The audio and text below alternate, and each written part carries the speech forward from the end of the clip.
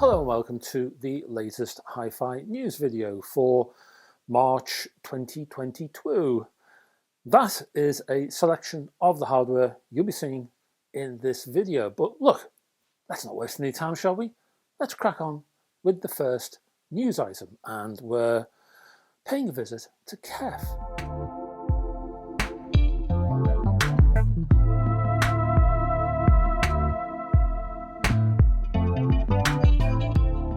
It's high-end time for KEF. Specifically, the Blade and the Reference speakers from KEF have been upgraded. The Reference series includes two 3-way floor standing speakers, a 3-way stand mount speaker, and two 3-way center speakers that can be used as left, center, right speakers for surround sound layouts. As for the Blade series, well, acoustics dictate the Blade's sculptural design. The front radius tapers from top to bottom and from front to rear to eliminate standing waves that might blur the sound. The Blades are available in 8 finishes, created by combining 5 cabinet finishes with 6 driver cone colours. So that's a very brief background on the 2 KEF speaker ranges. You can find out more in the description. I'll place some links down there, as I will with the other hardware in this video. They surround something called KEF's metamaterial absorption technology, which is impossible to say after a few drinks, plus a bespoke 12th generation UniQ driver array. For MAT, which is what I will call that difficult acronym, each of the channels apparently absorbs 99% of unwanted sound, including distortion. So with this new technology, you only hear what you're supposed to hear. As for KEF's now 12th generation UniQ, that's paired with MAT for the Blade and the Reference, but has been enhanced into something called Single Apparent Source. Oh, they love their acronyms, especially this one, which comes out as SAS, of course. Add some computer-based contour twiddling around the cabinet, enhanced crossover technology, and a rather nice waveguide, and KEF hope to offer a more transparent sound with both speaker systems. Now, Blades for low-frequency drivers are integrated with the updated UniQ and this new MAT technology, which hopefully will extend that bass while decoupling the voice call from the diaphragm, which allows low-order crossovers to be used, again enhancing sound. These drivers are mounted back-to-back to avoid exciting the cabinet when playing loud, to cancel out any kinetic forces that might otherwise colour the output, in short, lowering noise and distortion.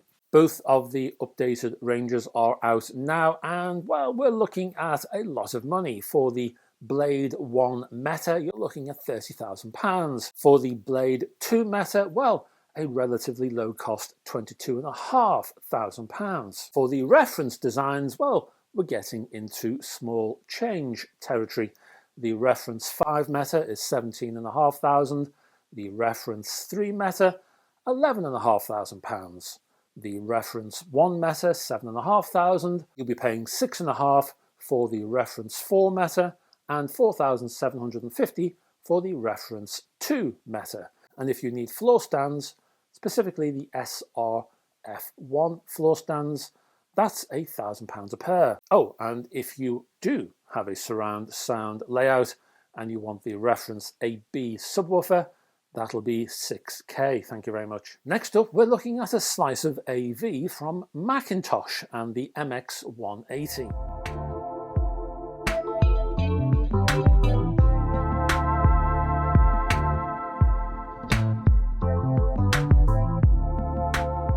Now, Mcintosh is offering an AV processor packed with 16 channels, 8K video, and next generation compatibility. Now, Mcintosh has launched the MX180, which is an 8K capable AV processor that's fully 4K compatible, as you would expect, but it's prepared with future 8K content.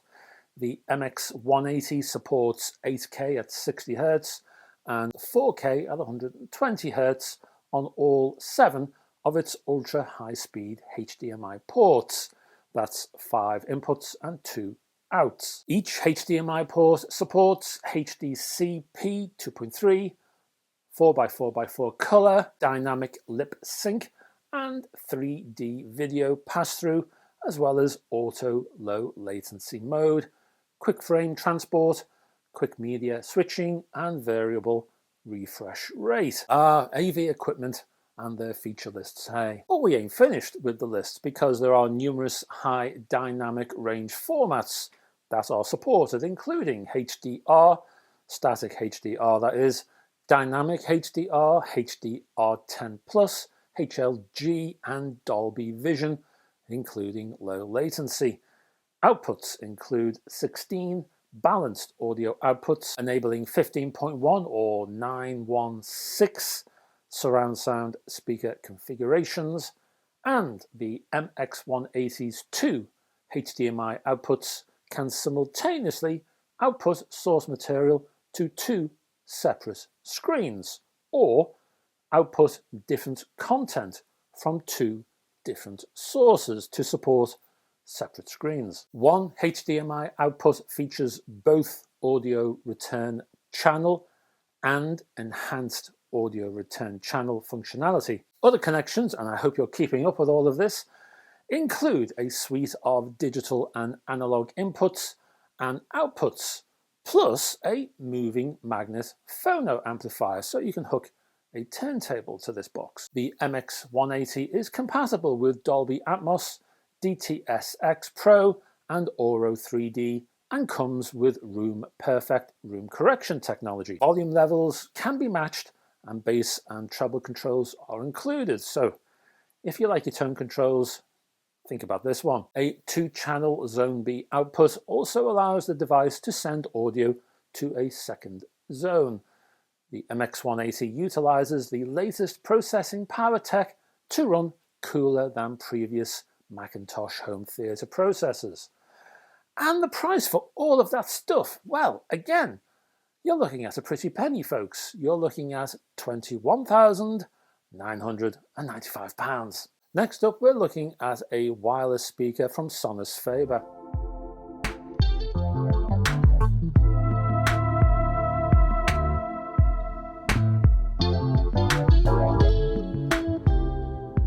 So let's take a break from those highfalutin prices and let's bring the figure a little bit within realistic terms, shall we? We'll look at a wireless speaker from the Italian company Sonus Faber. Sonus Faber, I'll call it Sonus Faber. I'm in the mood. The Italian company has launched a wireless home audio system. That's basically what this is. It's a 490 watt DSP optimized 7-speaker home audio system. It's called the Omnia, and it supports Apple AirPlay 2, Chromecast built-in, Spotify Connect, Tidal Connect, and Bluetooth Apt HD. It's also room ready. Now available in walnut and graphite, the Omnia supports 2 headline pieces of technology. One is called the Senso, and the other is called Crescendo. Senso is a touch-sensitive interface which offers connection to any digital source wirelessly. Illuminated lines on the Senso top panel indicate the speaker's mode, input and volume. In addition to wireless connectivity, Omnia includes a wired Ethernet connection plus HDMI, ARC, and turntables can be connected because the Omnia includes a built-in moving magnet phono amplifier. And if you fancy, you can add another analog home audio device because there's an extra pair of RCAs, so you could add a CD player, I suppose. As for the crescendo technology, well, that's basically the DSP that utilizes the two full range side speakers. So when can you get it? Well, you can get it right now. And how much does this thing cost? Well, it's a relatively reasonable, considering where we've been in this video so far, a relatively reasonable £1,599. Now, Data Cambridge Systems, DCS, has a ring and it's gonna get married.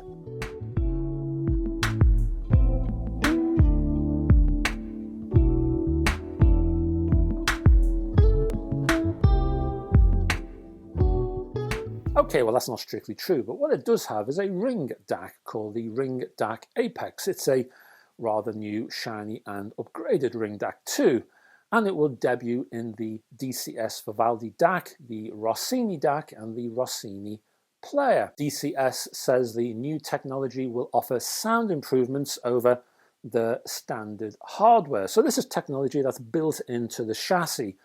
If you're going to buy any of those products new, the new Apex will already be in there and you'll be able to benefit from that. Now, apparently DCS has reconfigured the Ring DAC's circuit board and developed an all-new analog output stage. The upshot is reportedly a lowering in distortion and improved linearity. The Vivaldi DACs, Rossini DACs and Rossini players, as I say, will include the next generation Apex models as standard, but DCS will also offer the Ring DAC Apex to existing Vivaldi and Rossini owners through an upgrade program. That'll occur probably sometime around May, I think. I've got no pricing as yet. Hopefully I'll be able to come back in a later video and I will bedazzle you with a few figures. Next up, we're looking at a couple of phono amplifiers from a Japanese company called Aurorasound.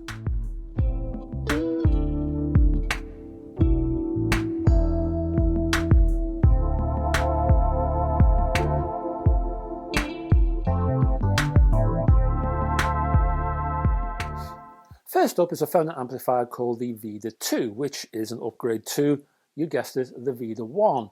Now, the original Vida came out in 2012, going back a bit now.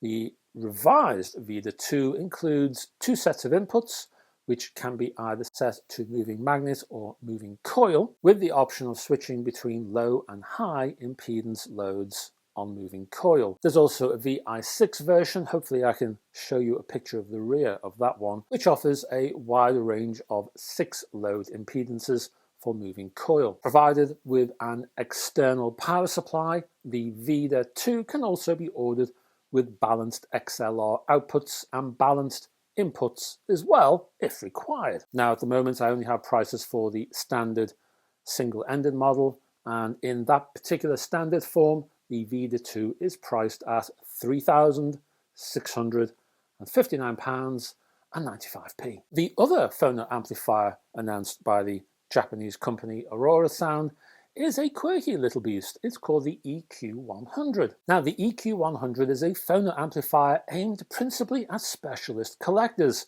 of older LPs, let's say early mono LPs. I've got quite a lot of those myself here, so maybe I should have a look at this particular phono amp, hey? And also collectors of 78s. So you've got inputs from either moving coil or moving magnet, no surprise there. But if you have a cartridge which is variable reluctance, oh yes, variable reluctance. I'll put a little link down beyond if you want to know more about variable reluctance cartridges. This breed of cartridge was, I think it was the first lightweight hi-fi cartridge on the market and was issued back in the late 1940s, I think. Anyway, that can be selected and summed to mono and fed through an adjustable EQ network that allows various roll-off and turnover curves to be applied depending on the EQ applied when the recording itself was originally cut. There's a dual mono output that can be sent to the line level inputs of a stereo amplifier or preamp. Now, if you look at the front of this phono amplifier, you'll see there's all kinds of weird and wonderful settings. Well, that's because 78 recordings from different labels had different EQs applied to them when they were pressed, when they were mastered,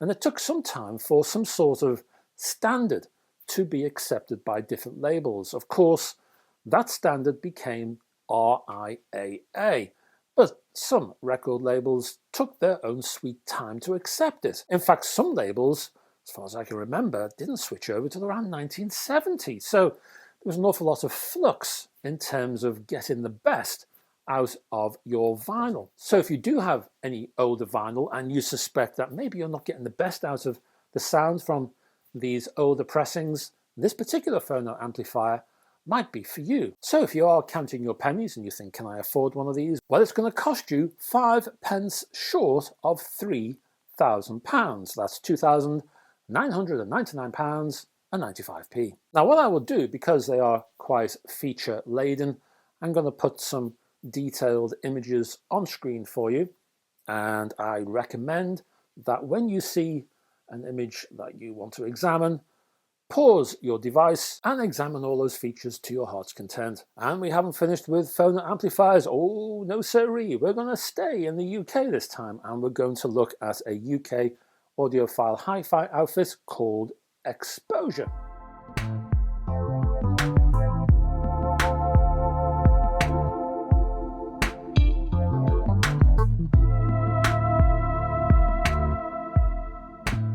And we're looking at a new top-of-the-range phono amplifier from Exposure called VXN. This is designed to be partnered with Exposure's VXN power supply, forming a 2-box setup.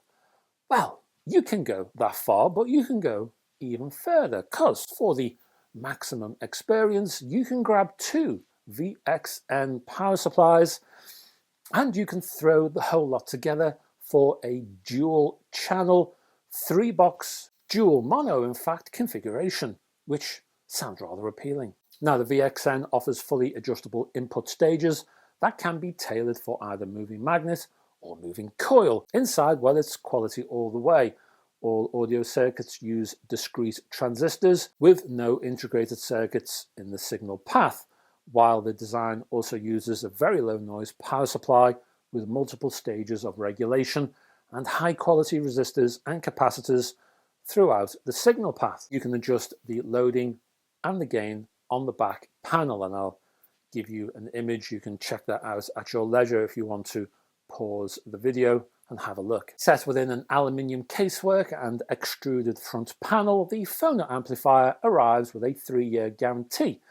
Any colour you like as long as it's black, and the price is £1,790. Now, I talked about AV from Mcintosh a little while ago. I'm going to go back to AV, but this time from Arcam.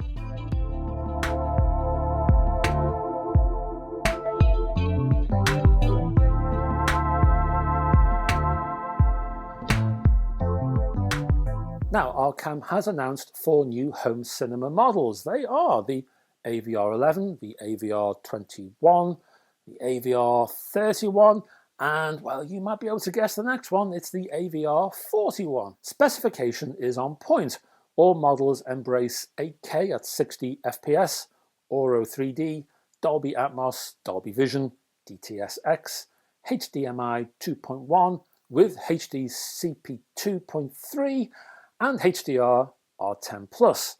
The 4 models also support Apple AirPlay 2, you get Bluetooth, you get aptX HD, there's Google Chromecast, there's MQA, there's Spotify Connect, there's Roon, and Tidal Connect, I believe. When it comes to the built-in DAC in each machine, each has dual ESS 9026 Pro chips, together with ESS reference voltage regulators, and you get room calibration facilities in all of them as well. More specifically, the AVR11 and 21 each power 7 channels of Class AB amplification, charting at 7 times 85 watts, all channels driven, and 7 times 110 watts, all channels driven, respectively. The AVR21 also adds an HDMI output to the AVR11's pair, opening up the option for a Zone 2 setup. The Arcam design team equips the AVR31 with 7 channels of Class G amplification. Class G implements multiple power supplies rather than just a single supply. And finally, the AV41 is a rather high-performance AV processor providing XLR balanced outputs for all 16 channels.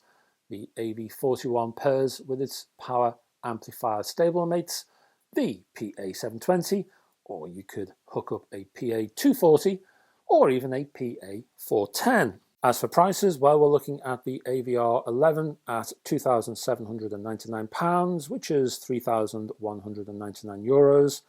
The 21 at £3,799, which is €4,599. The 31 at £5,799, or €6,899.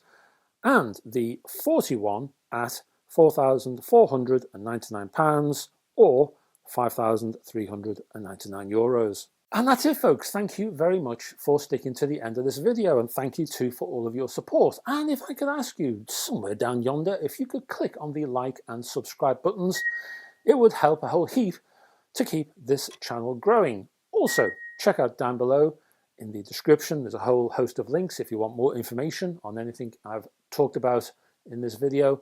Also, there are chapter headings if you want to navigate around and about. And that ain't all. There are also social media links. There's a link to my Facebook page if you'd like to join that. There's a link to my website if you'd like to check that out, because there's a whole host of information on there, reviews, news, features, interviews, all kinds of stuff you won't find in this channel at all.